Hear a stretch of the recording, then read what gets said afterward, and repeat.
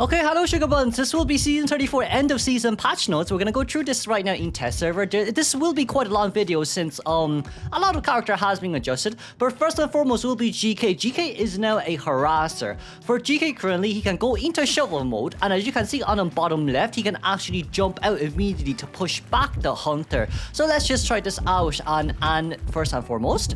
As you can see here, that is a pushback immediately onto Anne. Now, if we just disable cooldown here, I kind of want to show you guys one extra thing as well. For GK, now when you go into shovel mode, so let's just say we're gonna use a completely new shovel. Instead of the cooldown, instead of the duration being reduced by 13 seconds, now it's reduced by 10 seconds. So what does this mean? This means that by technicality, you can use your shovel 3 times now getting in and out. So let's just see here. So we get in, we get out. We get in, we get out, and then we still can get in, and we still have quite a bit of time remaining before we can get out. Now, not only that for GK, you don't necessarily need to push back the hunter, right? You can still just come out of the shovel like this.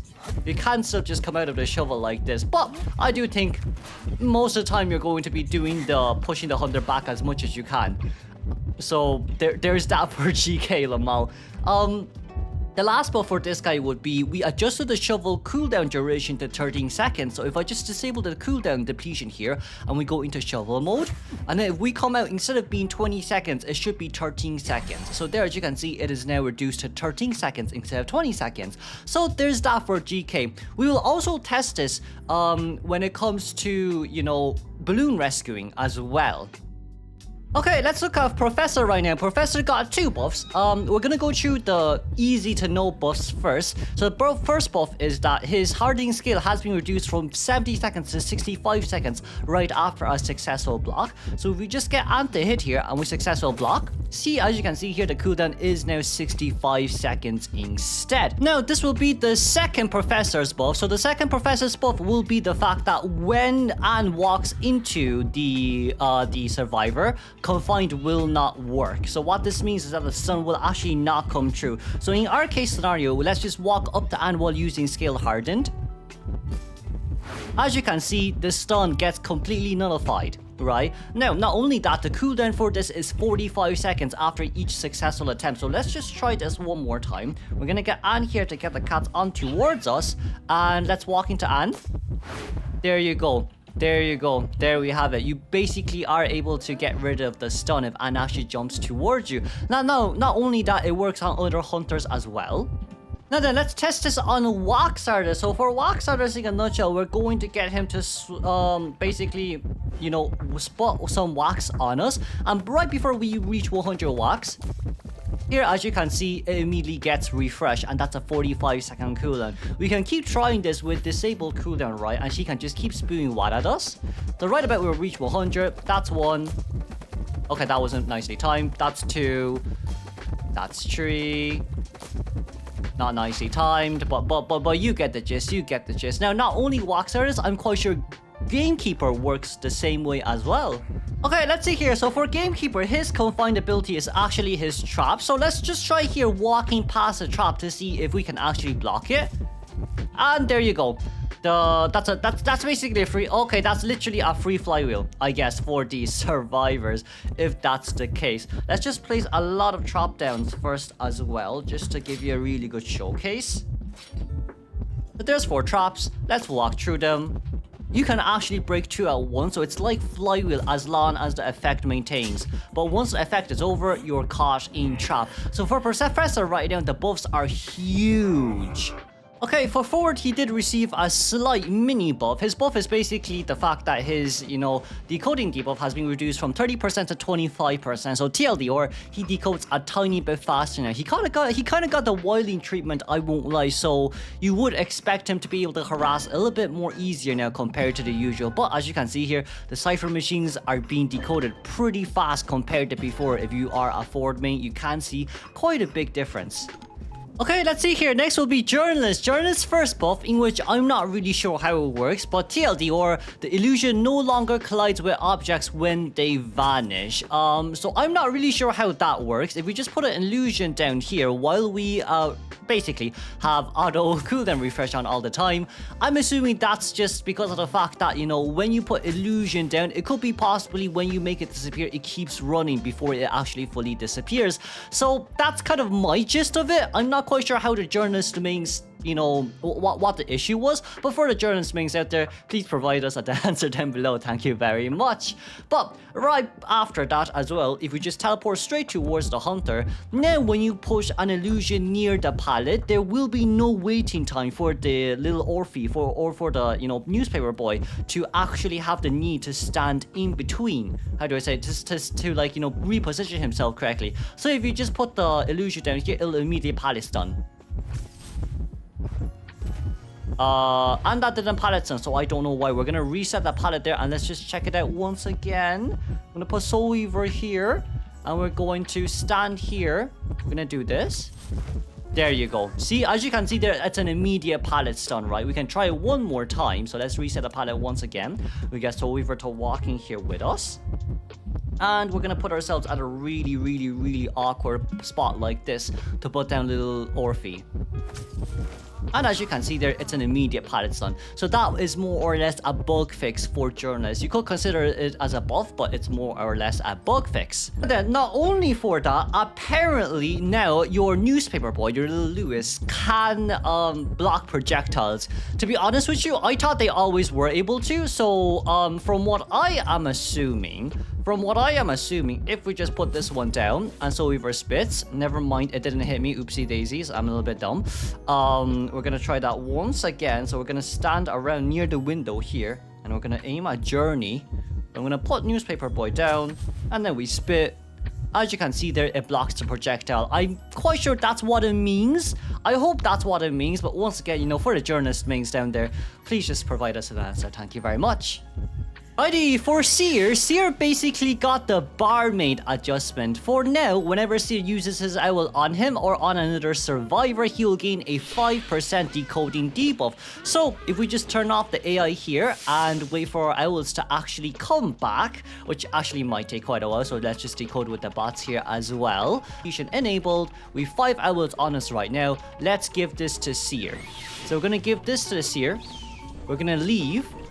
And then if we just check top right here, right, as you can see, taxing reduces Seer's obstacle vaulting speed by 10% and decoding speed by 5% from myself. I won't lie to you, overall from what I know, Seer's taxing actually had 5 stacks initially. So in a nutshell, this isn't too bad for Seer. This isn't too bad for Seer. You can consider this as a slight mini buff and a mini nerf or a mini adjustment. But overall, 5% decoding debuff isn't something to be worried about, especially with the fact that when your survivor is able to contain for so long. But there, as you can see, 15% and 30% vaulting debuff is the max. And if we just go towards a cipher machine real quick, which is there, we can kind of show you how slow he decodes right about now. So let's just go towards the cipher machine first, and it should be relatively slow. Yeah, this is relatively slow compared to the usual. But with the calibration effect, you can see how like it bounces up a little bit. If there is no decoding debuff, the calibration effect wouldn't be that strong. Okay, so this is just for everyone that didn't believe me when I said that he actually has 50% vaulting debuff. Here it is. He actually has 50% vaulting debuff if you give out as much outs as possible. So for me, in a nutshell right now, it is a slight bit of an adjustment. You could consider it as a mini nerf, because regardless of whether or not you can get the hunter hits the owl, you'll get that 10% vaulting debuff. But still, 8 seconds is 8 seconds, so there you go. Okay, now the next will be Priestess. Priestess received a mini nerf. If we just teleport towards the Hunter right now, so for Priestess's portal stuns, it's being reduced to 1.7 seconds minimum. I'm quite sure it was 2 seconds before, but right now it's less than 1 second stun, so the Hunter kind of recovers a tiny bit faster compared to the usual. But for the longer portals, instead of it being, you know, a little bit longer compared to usual, NetEase has also decided to nerf the stun duration here to 3.1 seconds. So our geisha will now now walk over, and as you can see here, she does recover a tiny bit faster compared to the usual. We do not have Desperate Fight here, by the way, on Geisha as a persona build, but as you can see, right, the stun doesn't seem like it's gonna matter that much when it comes to fast moving pace type of hunters. Okay, Vio got a really big buff. So for his first buff, it's the fact that he can now break pallets 0.25 seconds faster. So Vio's pallet breaking here will be very fast. Right, as you can see here, it does look like he did bring one stack of destructiveness as well. But we'll just, you know, drop down a few more pallets here from Priestess's point of view. And we're gonna have Vio here destroy it. And just to see how fast it is. We won't be doing a side-by-side comparison here because it is quite, you know, obvious that his pallet breaking speed has been increased. Okay, let's look at Vio's second buff then. For Vio's second buff, it's quite interesting because, you know, his first skill is Sonata. So as you can see here, when you throw it out, it moves a little bit slow. But what they buffed is when you throw your second one out, it moves way faster. So you can kind of see the difference there when it comes to Sonata. We kind of do, you know, have to wait until the cooldown is over. So we'll just show you this once again. But TLDR for this buff, the second throw out of Sonata, right, the second one when you're about to link and make the string, it moves faster. So this one comes out, and if we just throw this one over here, it moves really fast compared to the usual. Now then, the next buff for Violinist is his max presence. When you release the terrifying stream music with second skill, it moves way faster out. So if we just press V, as you can see, that is pretty darn fast. So I do think it's a little bit harder for the survivors to actually dodge it if they are near the string music note. So we can try that out once again. And let's just make this a little bit longer compared to the usual. I'm quite sure we could put it here. That's really long. And if we just chuck it out, it does move pretty fast out. Now, it is, of course, only still 10 terrifying demon music notes you can throw out, but it's still quite a bit. Now, just to add on to that as well, for a Violinist, back then when you actually throw the terrifying stream music out and you land this on towards the survivors, it does a damage. But when you use your second skill, it doesn't apply the damage on since it already exists. Now it will be a little bit more different because if they decide to hug this, they will face consequences. So for Violinist right now, he did get quite a really nice buff. I don't know how much this is going to push him up the tier list, but for now, we're going to have to see how CN Vios play him as well, don't we? Okay, for Naiad, it's a tiny bit more different. For Naiad, apparently this is a buff. So we've slightly extended the duration of normal attack judgment. So what this means is that there's more of a lingering effect there on Naiad's basic hit. I'm not really sure what it means, but it was told to me by someone here. So if we try this... well, it doesn't work like Woo apparently, because I was thinking about Woo. So I'm guessing that if you do this and you turn around, it should maybe hit the survivor.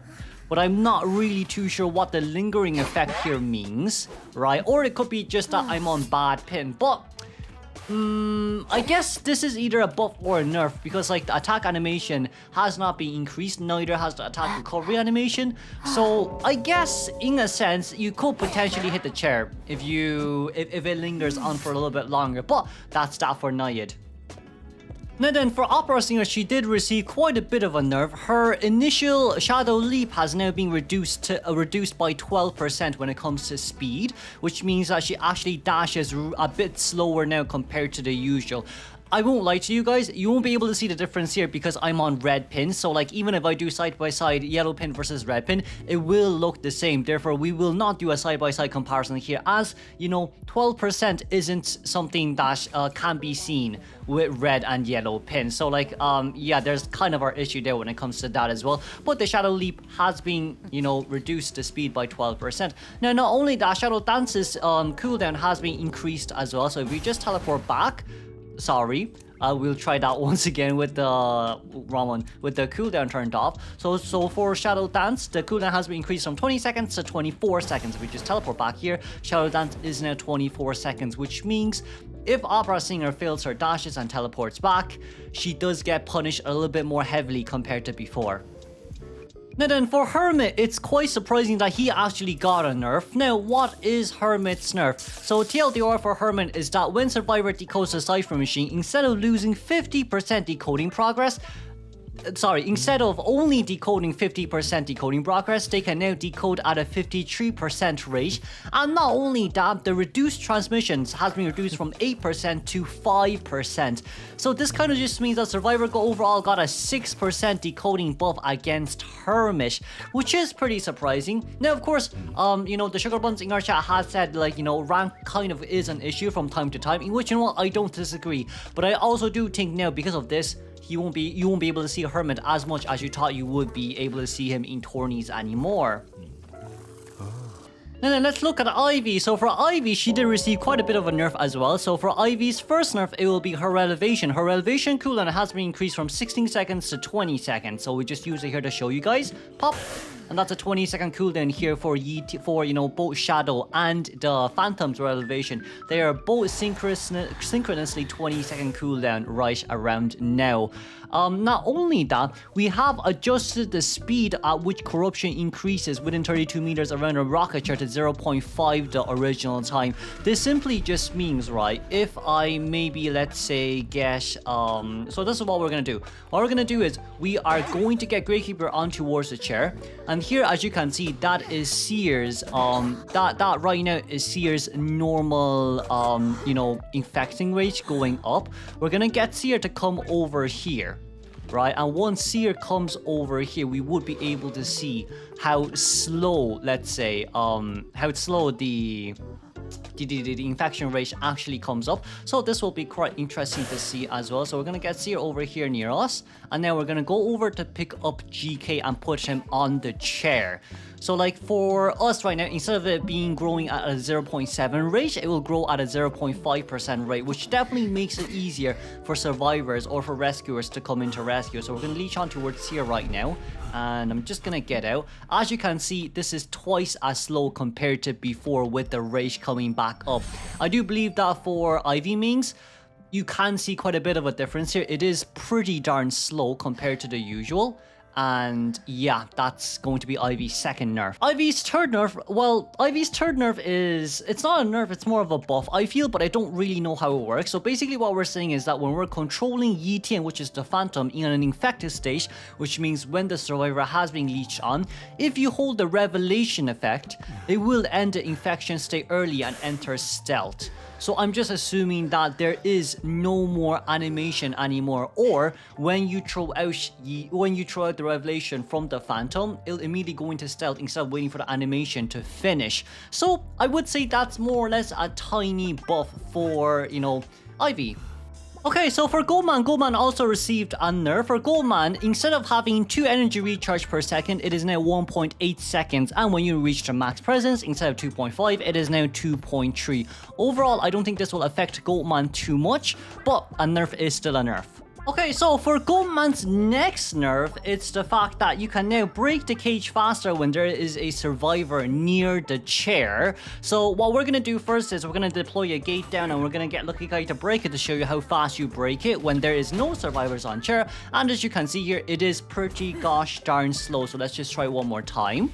Yep, it is pretty slow. But now, if we just pick up Perfumer here and then drop Perfumer on towards the chair, and what are we gonna do here? We're going to basically put a cage down like that, and we're gonna get Lucky Guy to break it from the outside. As you can see, it's one smash on towards that cage, and you can come in to rescue the survivor.